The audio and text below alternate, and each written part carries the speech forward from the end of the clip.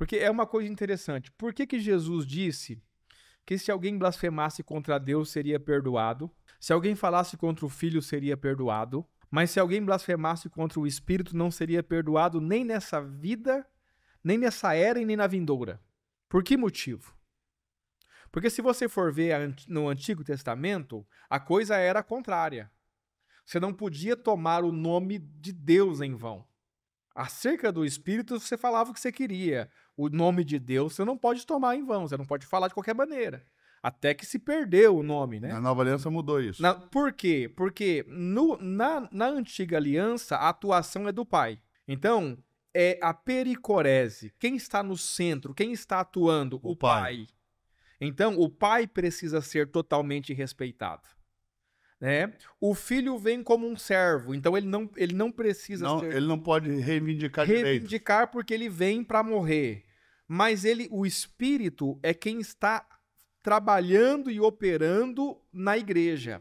Então, se nós lermos as 7 cartas do Apocalipse, a gente vai ver: quem tem ouvidos, ouça o que o Espírito diz às igrejas. Apesar de ser um diálogo entre Jesus e João, quem está falando é o Espírito. Então, toda a organização, toda a atuação, todo o encabeçamento da igreja é de Cristo pelo Espírito.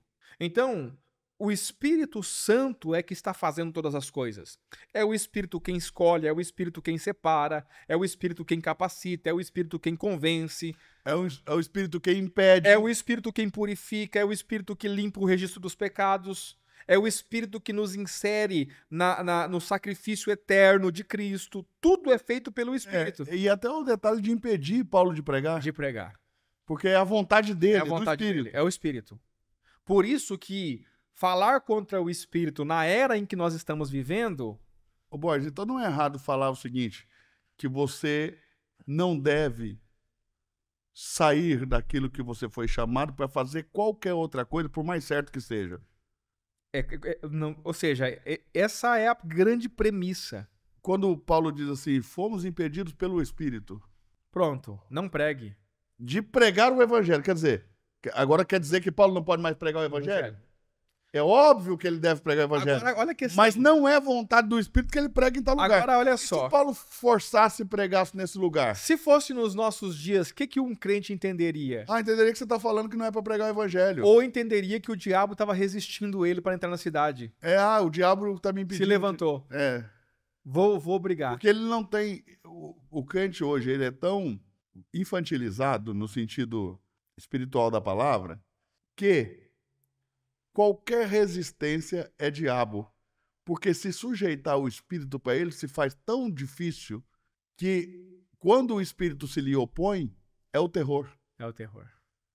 Para ele é diabo. Mas o Espírito se opôs a Paulo, de que pregasse o Evangelho. Isso não quer dizer que Deus não quer que o Paulo pregue o Evangelho, só quer dizer que Deus não quer que o Paulo pregue o Evangelho ali. Naquele lugar naquele momento. Quando eu disse também que João Batista, ao ir até Herodes discutir por causa do casamento de Herodes, por mais que seja correto denunciar o pecado, esse não era o papel de João naquele momento. Não.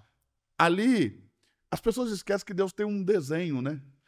Que precisa Deus ser tem seguido à risca. Um projeto, um plano eterno que tem que ser seguido à risca.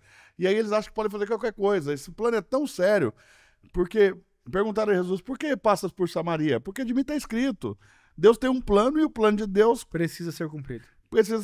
Então eu preciso passar por Samaria. Ele acabou de dizer, as palavras que eu estou falando aqui agora, não são minhas. Agora, quem estava ali vendo poderia pensar, Jesus, se você tem que passar por Samaria, como você quer levar essa palavra de vida para os nossos inimigos?